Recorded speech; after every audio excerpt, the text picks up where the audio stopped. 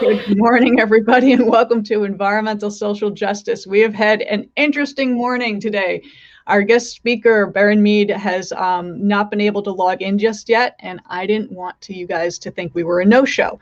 So we're going to start the show. Hopefully, Barron will join us shortly. Barron is an automotive executive and an excellent communicator. I am just thinking, being in South Florida, there might be some communication issues going on right now since they just had a giant storm. So on that, just a little recap. We are back from 4th of July weekend. We took a little time off. Joy and Joel are back with us. And also, we had an amazing phone call or webcast a couple weeks ago talking about Salton Sea electric chargers, which is on everyone's mind right now. And the fact that we have so much need out there for renewable energy, and the people, I did some post conversations with people in the Coachella Valley, which, Joel, that's now your backyard, so this is important to you, where one electrical engineer that I met said if we use 6% more energy, the grid will be overused. It just can't handle it. It's a problem. Yeah, so with all these electric cars that we need to put on the road and all the chargers, and right now they can't even turn on their air conditioners because of the whole flex system. It's like, how are we going to do this? There's so much more that needs to be done. Yeah, I've had a couple of, and I had my house completely rewired for my car. But over the last how much was that? Huh? How bad, if you don't mind my asking? Because everyone says it's affordable, and rewiring your house does not sound affordable. Yeah, first of all, I was lucky because we have good contractors that help me like at all of the apartment buildings, but the whole piece to rewire it costs probably about $1,600. But I think I got the real discounted rate because I had him do some other work, at the same time. But what I've been experiencing over the last couple of weeks with this heat wave is it's shutting down all my house power. So then I've got to reset the circuit boards. And I mean, it's not bad to the point where I can't reset it. Yeah. But it just makes you think with them asking you to cut back on, washing clothes when you do wash, electric use, especially with all of us being inside during COVID. It's a drain, and we're not even in the midst of we're not. We're at the very beginning of summer. We're kind of at the beginning of it all. And I don't want people to think that we're anti-electric. We are absolutely for it. We just have to accept the fact that there's adaptation that has to go on. So just when we were talking last time, when petroleum burning automobiles were new, we didn't have enough gas stations. They got 8 miles to a gallon. So it's an evolution. It's a process. And then you also think about hydrogen, which they're pushing right now. And I'm actually working on a bill, the legislature, regarding more hydrogen infrastructure, just the way you're seeing more electric charging, getting more hydrogen infrastructure in the state. And you just see that, Toyota has the Mirai, a great hydrogen. I love that car. That's a beautiful car. It's a beautiful car. It looks like something out of the interior, looks something like out of Star Wars. It's really strange. It's like a spaceship, but it's comfy. It's roomy. But were you able to take a drive in it? Yeah, I have a friend that has one. I actually have a friend that has one. So she traded in her Cadillac Escalade because she got a green job, and she went down to the Toyota dealership and decided to buy a Mirai. So wow, I'm jealous. But the problem with that being is, I live near LAX airport, and you live even further out than that. And the closest hydrogen station for me is about 8 miles away. But you do get a large range with those, 400 miles. That much? Yeah. But there's just not that much infrastructure out here. There's probably about, guess who just arrived? Barron about it. Ad-libbing, Barron. Are you able to connect? Hello there. Yeah, can you hear me? Yes, we can. No, we were ad-libbing wait because I know that you had probably some connection issues. You had a big storm hurricane that pretty much hit South Florida. So I am so glad you made it. My apologies. My apologies. Yes, Well, we've got some we were water just to deal with here in Miami. we were just chatting about the Toyota Mirage. Is it the Mirage? Mirai. Mirai, the hydrogen vehicle. Yeah.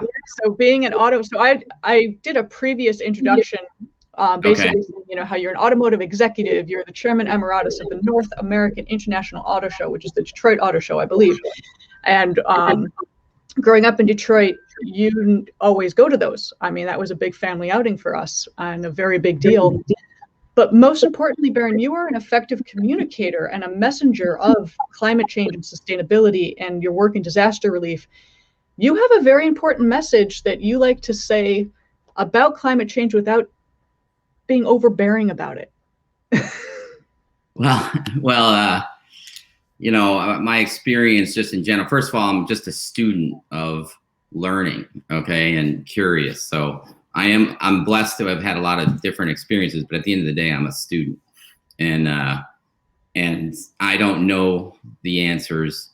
I don't pretend to know them, but I do know that, seeking, I early on learning the Toyota production system is all about go see, it's all basic critical thinking techniques, but it allows you to not try to polarize your opinions. And so, one of the negatives of that system is building consensus, right? And sometimes there's evidence of, unfortunately, there's negative outcomes to consensus building if it's not done in time.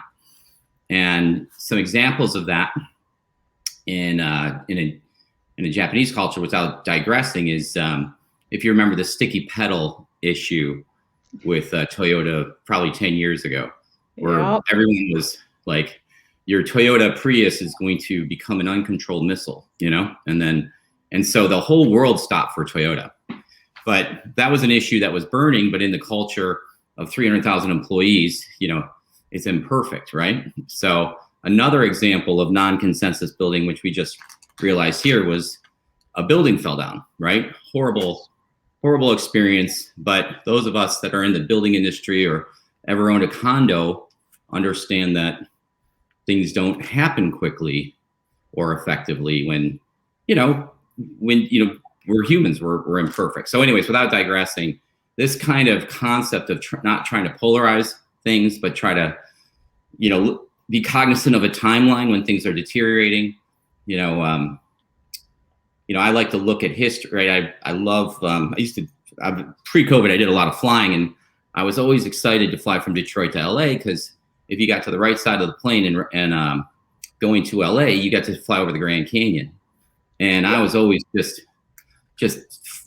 blown away that just water did that, right? So, but with over a long period of time. so yes. Managing without oversimplifying it, but the way we manage water, okay, is a root cause of a lot of the policies that that are challenge us right now. So either we have too much or too little, or it's in the wrong spot, or or it's not the right type of water. So anyways, with that, the drought that we're facing here in California, the drought is really serious here. Yes, absolutely. And there's, atmosphere, there's so many, I don't want to, I'm not a climatologist. I'm not, all I know is that, it's, I've only been here since 1969. So that's my frame of reference. I only remember, some of the 70s. I remember 1976. And from that, from that point forward, I was really blessed to be born in the Great Lakes area, where you have ample supply of fresh water. Yeah. But I do remember fish kills. I remember, dead fish washing up on the beach and going, why are these ugly fish with big eyes bugging out all of a sudden show up on the beach?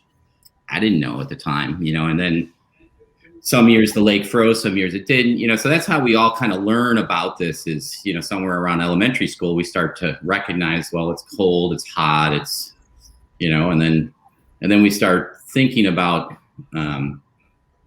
just how this all happened. And okay, I need a car, and wow, we build a lot of cars in Detroit, and but you need a lot of stuff to build a car, And so, yeah, and I remember the oh God, what did the River Rouge in the 70s caught on fire because it was so. Yeah, the river itself, because it was so polluted. But actually, Ford Motor Company is now one of the leaders for environmental sustainability. They even redid their entire Rouge River plant, if I recall correctly, and it's a beautiful facility now. So that's, these things are being recognized and fixed. And since you now work in disasters, I mean, you see firsthand what happened in Lake Charles. I believe you were there responding to that.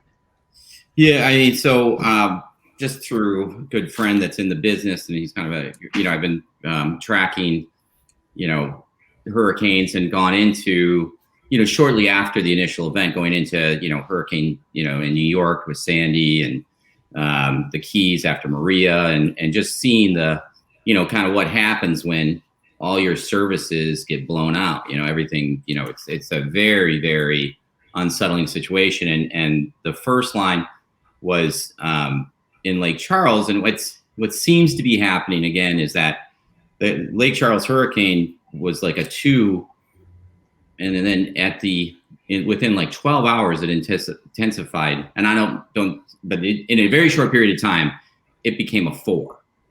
Okay, a 5, if a 5 hits, it's a scrubber. It's meaning there's total devastation. Nothing, very few structures remain. Okay, so a 4 though compromises 90% of the structures. So it was really intense, and for the people there, I mean, I saw, and that part of the world is very industrial, right? Very, there's a plant that makes the tabs for pools, for chlorine tabs. Okay, oh, okay. Massive structure, all sorts of petroleum-based goods and services being made that you never think about. Okay, but they're massive, and they look like Godzilla went through there from a Godzilla movie and just knocked stuff over, and trees snapped halfway through, schools compromised. So, the tugboat, the job we were working on first was the casino boat. You might remember the next morning, the casino boat, which was cabled to the shore, got blown against the bridge. I mean, it could have been really bad. So, oh wow.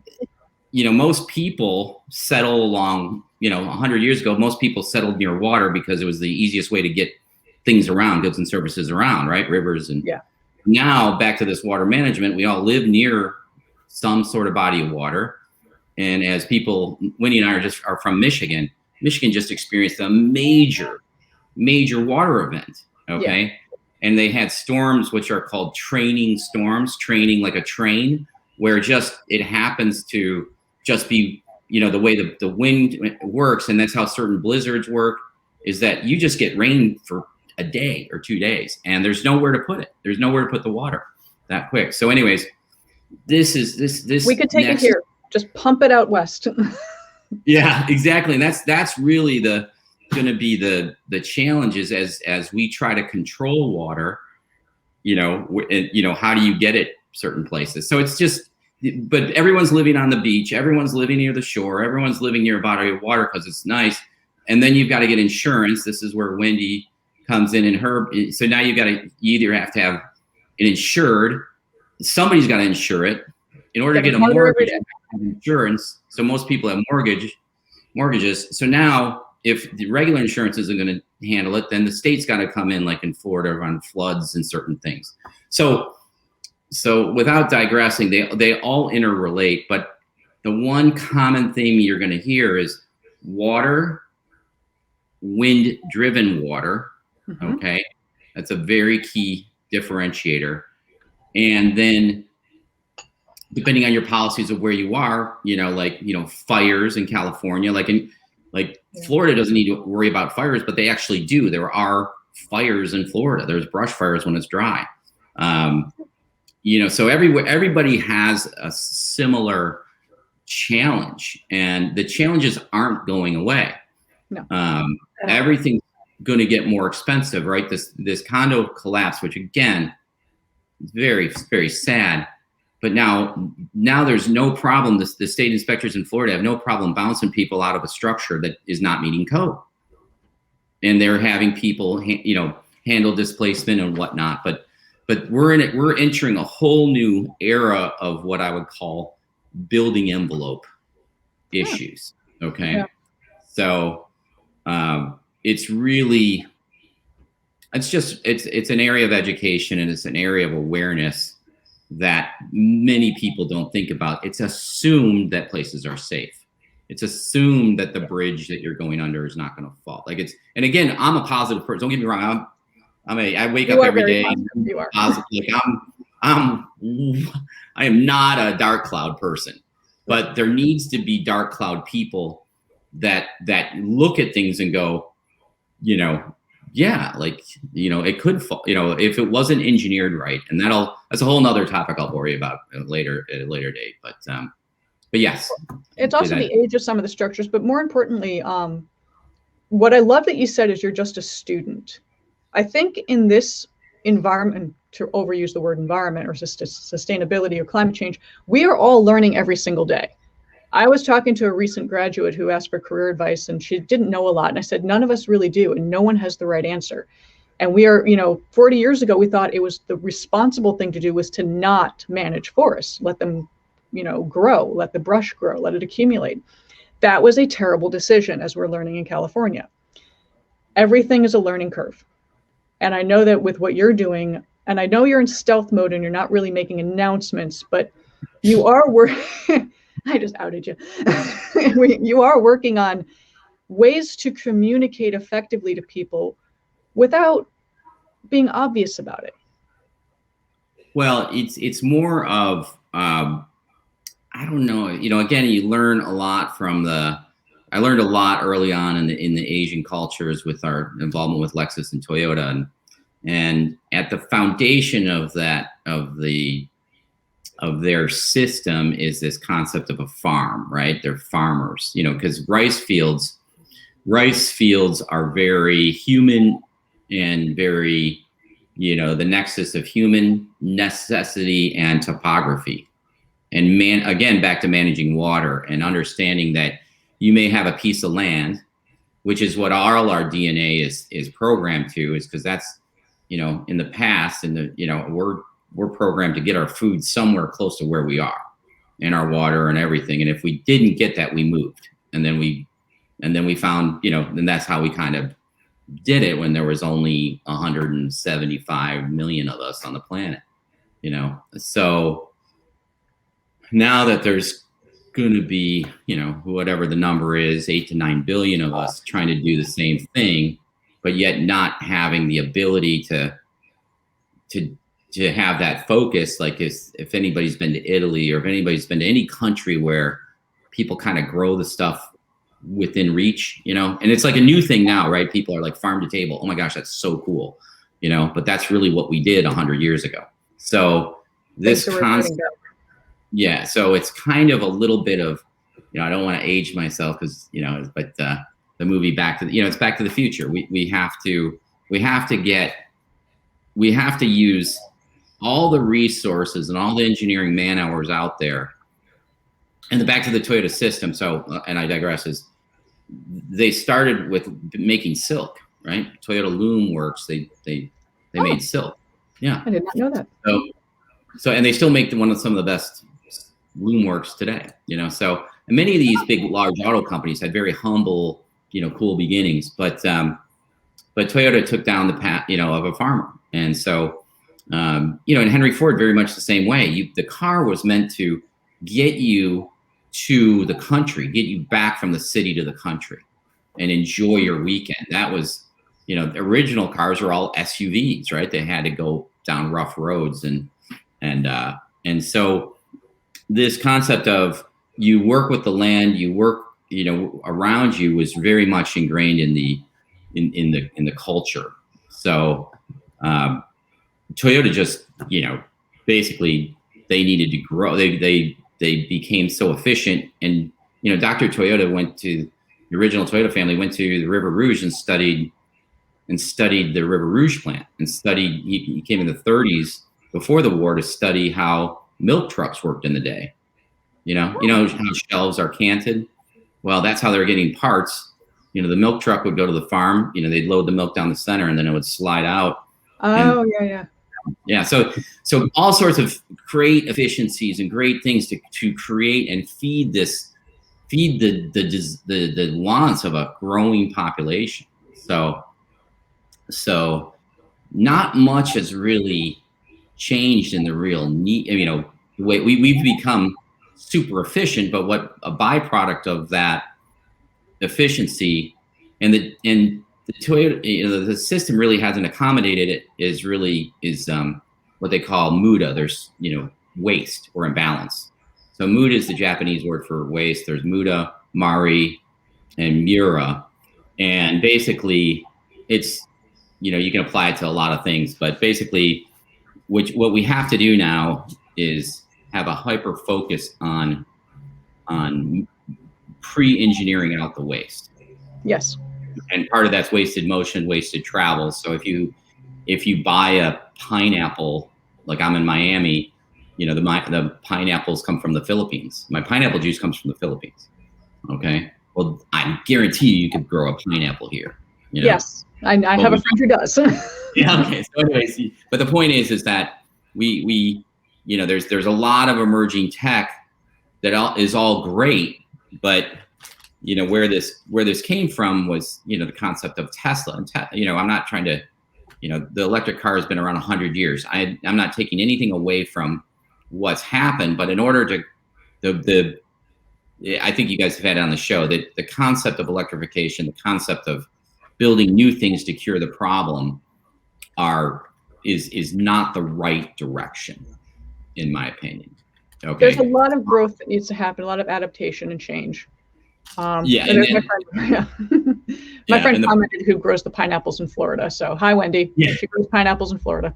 Yeah, I'm going to look for those pineapples. But that's a place to find things that that's where our challenge is to make sure that we're not doing unnecessary, but we need to teach people how to live their lives and how to, fulfill their human experience without us being basically termites, so on the planet. One of the things you and I discussed was we've gotten comfortable. We enjoy our comfort and we enjoy the ease of certain things just being manufactured the way they are and consuming the way we've been consuming. And we kind of need to rethink that and go back to what makes sense. We have to kind of make ourselves a little uncomfortable. And I wouldn't say that that's probably not a good, coming from my sales side. I'm not trying to say what you want to do is get the right people together to engineer out the discomfort in a way that's well thought out, in advance. So it all breaks down to math, right? It's all a big complex math equation. We're all, there's arguably 8 billion of us. We all have an average weight and an average mass. We all are going to consume an average amount of some sort of products and consumables. So what we have to do is, in our region, determine what's the most efficient way to keep that happening without politicizing a straw. We just don't need to do like the straw is important. Yes. And it's part of a very complex system that you don't want that to be the focus of the pro or con of the straw or somebody not happy. There's just ways to and what I'm saying, and this is what Wendy and I have talked about, everything exists. Every cure exists. There's product quality circles. There's engineering man hours. Okay. Back to Toyota, and I'll bore you on this, is Toyota starts with an engineering man hours estimate on, do they want a new station wagon? Do they want a performance car? You want a new luxury car? The chief engineer comes down and says, yeah, we can do that, but we need a number of people to engineer it, to design it, and then we need people to build it. So the pyramids of Egypt, somebody had to sit down there and go, well, we're going to do this. Okay. And somebody, you know, the Vatican, whatever the structures were, somebody thought through that a long time ago, and then they executed, but there was a finite number of man hours, you know, or there might have been an infinite, I mean, at the time. So if you identify if there's consensus on what's the biggest problem, the solution exists, but it's corralling the powers to determine what that was like. And we had no problem doing it in the wars, right? Yeah. If it was Japanese aggression, if it was, German aggression, whatever you want to call it, or, or if we wanted to get to the moon, we did it, So I don't see this as a very difficult, I definitely don't see it as impossible. So you're saying less talk, more action. Well, it's more communication, like, incentivizing people to build electric cars, in my opinion, is not, that's not something the market should stand for. That the market should say, you know what, that's a great car, Yeah. And I'm a car guy. Like the original Tesla Model S, fantastic. But did it make me a better person? Did it solve the big problem? I'm not trying to say people, but there's an appetite out there in the market for somebody that wants to think they're doing better. Okay, Whole Foods, Tesla, the brands exist. Okay, Tom's. So now what we have to do is try to make sure that they're congruent with what the objectives are. Like I said, the biodiesel exists. So would we have better off taking all the, people don't like diesel engines. Okay, I understand that. They really don't. Europeans don't, because of the black smog that came out of that. But that is that you can engineer that out of it, and you can do biodiesel we have all the tech. That's what I'm saying. We don't have to go to the Salton Sea and build a new cobalt or lithium mine. Like, we don't have to go to Africa and get all these rare elements to do that. So there are alternatives. You mean energy diversification? Something we've talked about?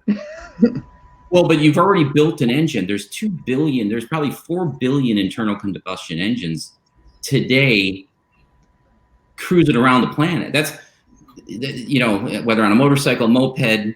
So there's to think that you're going to change them, and that there's enough resources to change them, is not practical.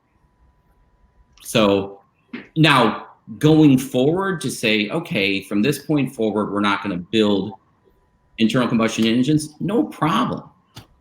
But we got to have the parts. We have to service them. An electric motor is so much more simple. Don't get me. Electrification makes sense. Solar technology makes sense. Battery storage it all makes perfect sense. But it's got to come from somewhere. The resources and the money. And the money. Yeah, the finance side of things, that's more Joy being our financial person as well. Funding. That's a challenge. I know that there are a lot of people going out there trying to do more infrastructure, and especially the infrastructure. Building more charging stations, building out the hydrogen. We have a long way to go. We were just talking about that before you were able to join us. There's a lot that needs to be done. Well, go ahead, Joy. But we'll get there. We just need to find where the balance is between the technology and the popularity or the demand. Yeah. And, hopefully we'll get there. We've had a couple of trendy cars, of course, the Tesla providing cars now at various price levels. But we have to find the energy to be able to charge these cars, do more infrastructure. Same with the Mirai, get the word out. And I think that we just need to find the proper balance between the supply, the variety of supply, and the demand. Variety of supply. There's no question. I'll just give you kind of some insight from what I've seen. And And Toyota and Daimler initially invested in Tesla to just kind of check and see what they're doing. And it ended up being an amazing investment because the stock rose and they got up. Toyota at the time in 2015, 2014, in those years was 100% committed to hydrogen. And the Japanese as a whole, because they're very organized in their thought process, that's why they came out with the hybrids, because they knew that if you can take the internal combustion engine, which has the best bang for the buck, does that make sense? Now, where they didn't really go, they didn't focus on was the ethanols and the flexible fuels. But many vehicles have that, in Brazil. So when you pair a battery like the Prius with an internal combustion engine, you start getting very, very, very efficient and long range vehicles that last for a long time. So that they were committed because there's a liquid infrastructure, and that's what hydrogen is a liquid. Mm-hmm. So they knew that there was an infrastructure already of handling liquids. So that's why they really didn't go 100% electrification. So everything had a blend. So that's really, now they're coming out with electric cars because the market is saying, well, guess what? Affluent people that have electric cars are awesome. Please you understand the differentiation I'm making. And what's the best thing for the planet? Me buying a new electric car, or do I take something and put engineering man hours into a modification into an existing car that, look, I was, my frame of reference without, sounding too old, but I'm old, was I went to the original training of the first Lexus LS, 400, and they told us that the vehicle, and this is 1988, was going to last 300,000 miles. You take yourself back to the late 80s, there were only 3 vehicles in the market that people put bumper stickers on their cars when they went over 100,000 miles. Oh. Quick trivia, which brands do you think they were for fun? Toyota. Honda.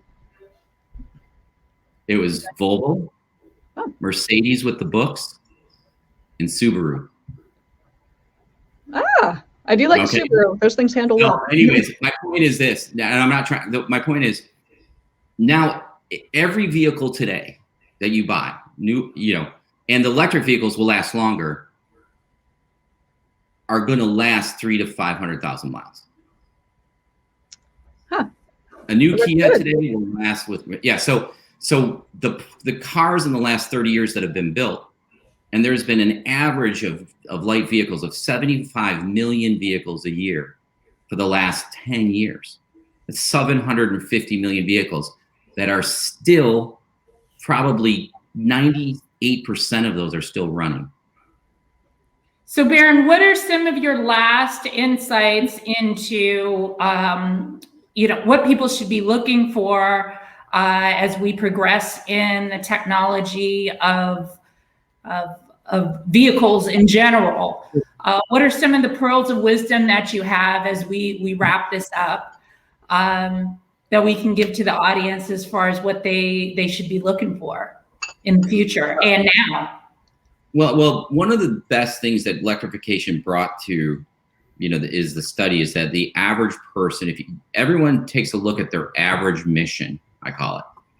So what's your average mission? What on average do you do with your vehicle daily? Now, I'm telling you, I love electric vehicles. Okay, I mean that from a practical standpoint, the concept of plugging it into your garage, never having to go to a gas station.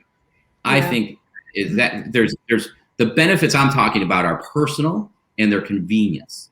Okay, now, the original concept of having, and if it was truly free, where you lived in an area where you had enough solar, sign me up, okay? So again, if you're only doing 40 miles a day, you're right in line with the electrification.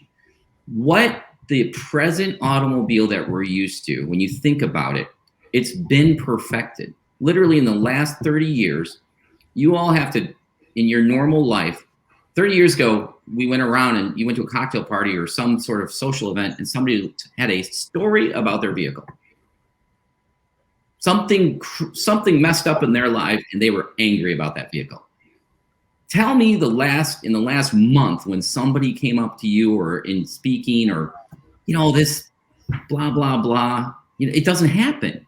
And if it happens, it's minor. Now there's accidents, don't get me wrong. But as far as the workmanship of the vehicle, or as long as the vehicle is maintained, it's going to last a long time. So then it comes back to mission. What's your mission? Is it 40 miles a day, 50 miles a day? What are you matching to that mission? Every car, though, has a mission of the local grocery store or 300 miles. Very true. So, again, utilization, right? So then you start to utilize something. Lyft and these platforms come out and you start to utilize something more. Well, they're going to go through more service, right?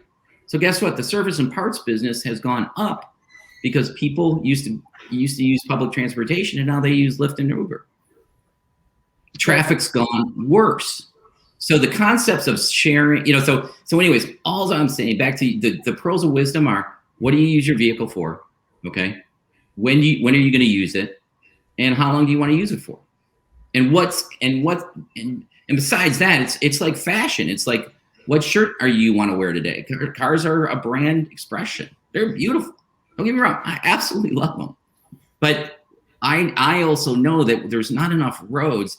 Everyone gets in their car and everybody is self-centered to the fact that, hey, I want to go from point A to point B. What are all these people doing? That's BS. I should have no problem going from point A to point B. But guess what? Other people have the same idea. Traffic is definitely getting worse. And I mean, public transportation did take a hit from COVID. I mean, that's just, people aren't comfortable getting on buses right now. But I'm hoping it comes back. I mean, I'm a fan of rail personally. I'm a fan. I will take public transportation because driving, there are too many crazy people on the road. And I was becoming the aggressive jerk. So if you want to see COVID, when they do the studies of COVID, of what happened, and this is one of the things that I've working on, people, now it's normal to work from your house. Okay. So if there's more of us in higher density places, we want to make sure people they have the freedom to move at any time. But if they don't have to, LA is a great example, great proving ground for this, because there's people that have hour-and-a-half commute times. Oh, at least, yeah. In one way. So, so if you wanted to look at an area to attack, there's definitely economic insecurity and how to get people, instead of people spending $200,000 to $400,000 on an education, why don't we teach them how to work from their house? Oh, I'm all for the remote work. I think it's a great idea. So those are, no, I'm not trying to, again, I'm not oversimplifying. I'm just saying, if you look at what happened in COVID, you could drive around any street, no problem. Okay. Yeah, very true. People want autonomous vehicles, right? Right. Well, I mean, that's those are coming. Pardon? Hopefully. Well, just so you understand, again, another horrible execution in policy. Okay. Guess when in a 24-hour day in Los Angeles, when is the least amount of traffic? I don't really know. 1 to 3 a.m. Yeah, 1 to 3 a.m. So when should you test autonomous vehicles and at what speed? I would say if you want to test, like going 25 miles an hour in the right lane, So you don't test autopilot at 90 miles an hour in the left lane, or it's just there's some leadership misses that are out there from our government authorities. I'm not saying that the tech's bad. I think it's great. Yeah. I think it's awesome. Okay. But again, practical application, misfire. Yeah. I mean, again, and everything's a learning curve. We all know that there's going to be more mistakes made. We just need to adapt and learn from that adaptation. The amount of hours, okay, and I'm not discounting a gentleman, that is put people on the move. Like that's awesome. And what he's doing, back to the concept, is he's able to control engineering man hours, and he's focusing them in certain areas, right? But just like a rowing scull with 8 oars, right? 4 aside, if you had everybody rowing in a direction, the scull's going to move really fast and efficient. But if you have one person, it's going to go in circles. And that's kind of what we're doing right now.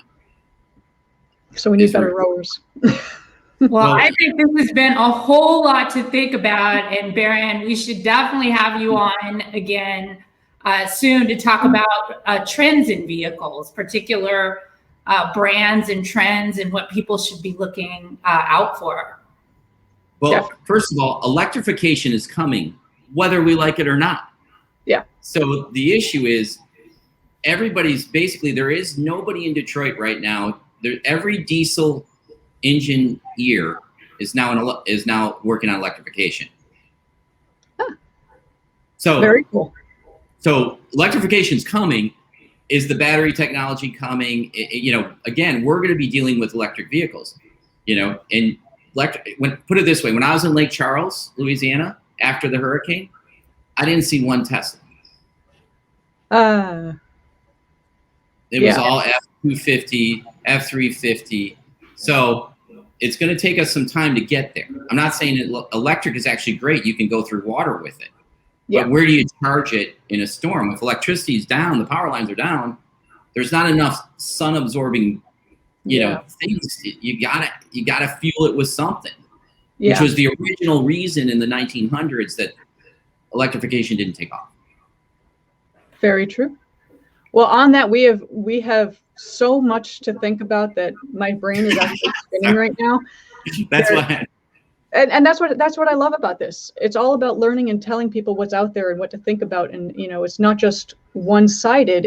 These are multifaceted discussions. And so thank you for all of this info. And please, in a few months when you want to come back, we can dive into hopefully deeper into these things where there's just so much. My brain is full. You've definitely stumped me on a few things.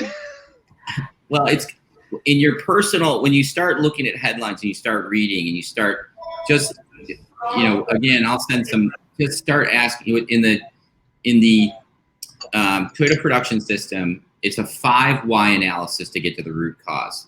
So anything that you're reading about that somebody's saying is a problem, okay, that needs to be addressed, just ask yourself an internal, well, why is that a problem? And then if you get to that, then just build it, just say, is it really a problem? Or, okay, well, why is that a problem? What's the next problem? Yeah. And that'll help you get what I call get out of the hype cycle. Okay. Things get hyped for a financial gain. And I'm not it is what it is. Okay. Yeah. It's the new thing. But I'll leave you with this, a quick thing on Twitter the other day. It said, hey, I got this great startup idea. Let's get cars, let's paint them yellow and put checkers on them, and let's let them just drive around, and then you step out and wave your hand, and then you'll pay them to take you somewhere. It's a taxi. I know. Obviously it's a taxi. So let's raise $100 billion. So my point is, now Uber and Lyft are convenient. They show you where they're going. I'm just saying that you just want to make sure that we're thinking it all the way through. Yeah. Ride sharing was supposed to reduce emissions. It didn't. Ride sharing was supposed to reduce traffic. Didn't happen. Yeah. But it's okay. I'm not angry about it. I think it's a process. I mean, Uber and Lyft have only been around for so long. And I think it's also an adaptation of people getting rid of their cars and relying more on Uber and Lyft. Well, really, it came out of emissions guidelines in Europe, where a manufacturer had to produce a bunch of cars that didn't sell to the market. So they started doing fractional ownership, and that's where it came from. I see. So, anyways, I'm not just. We are running short on our time. Yeah, we're running short on time. Joy's our clock keeper. She's like, okay. I like it. I'm with you. We're definitely going to have you back. There's a lot more to unravel here. So thank you so much. Thank you, everyone, for participating. Thank you to Greg and Wendy for your comments. Wonderful comments. And we will talk to you guys very soon. We'll see you next week. Take care. All right. Thank you, Barron.